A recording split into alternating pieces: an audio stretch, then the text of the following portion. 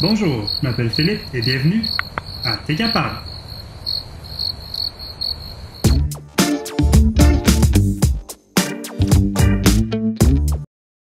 Aujourd'hui, je me suis donné comme défi de sortir de mes projets habituels qui sont surtout reliés au bois et j'ai décidé de faire une lampe de corde nouée ou une lampe tressée.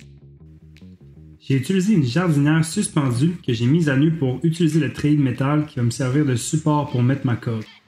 J'utilise de la corde de jute moyenne pour pas que ce soit trop long à faire, mais aussi pour pas que la corde soit trop grosse. Je commence par prendre une longueur de corde d'environ 2 mètres et je fais un nœud sur le treillis de métal pour commencer. Je fais ensuite des tours en m'assurant de bien serrer la corde.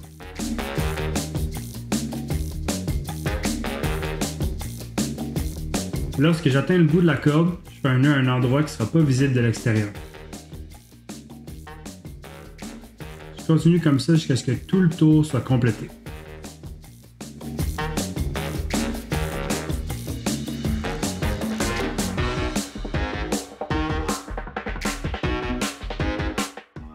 Pour la section du haut, je voulais un motif différent pour que ça ait l'air un peu plus tressé. J'alterne donc en passant en haut et en bas de chaque montant vertical du treillis. Comme le treillis a un nombre pair de barres verticales, à chaque tour, je vais faire une maille qui passe par-dessus 2 barres pour que l'alternance reste intacte. En m'assurant de toujours garder la corde serrée, je procède de la même façon jusqu'en bas.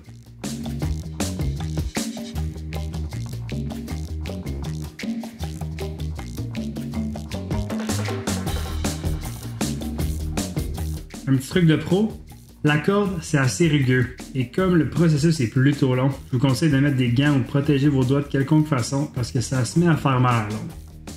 Quand tout l'espace sur le treillis est occupé, je vais nouer la fin de la corde à la corde du début. Après, j'essaie de cacher un peu plus les nœuds pour que ça fasse plus propre. Pour fermer le dessus et passer le fil, j'ai utilisé une plaque murale pour fil coaxial. J'ai utilisé une scie cloche pour faire une plaque ronde exactement de la taille du haut de la lampe. Je maintiens la lampe en place en l'appuyant sur une bouteille et j'utilise de l'adhésif à construction pour le maintenir en place. J'ai acheté les composantes électriques en pièces détachées parce que ça coûtait moins cher qu'un kit préassemblé, mais prenez vraiment ce qui est plus simple pour vous. Je coupe le bout d'une rallonge parce que je voulais seulement garder la prise, je sépare et je dénude les fils. Je passe le fil dans la plaque et je serre ensuite chaque fil sur un terminal de la douille de l'ampoule. C'est pas vraiment important quel fil va où, tant qu'il y en a un qui va à chaque borne. Je peux ensuite fermer la douille.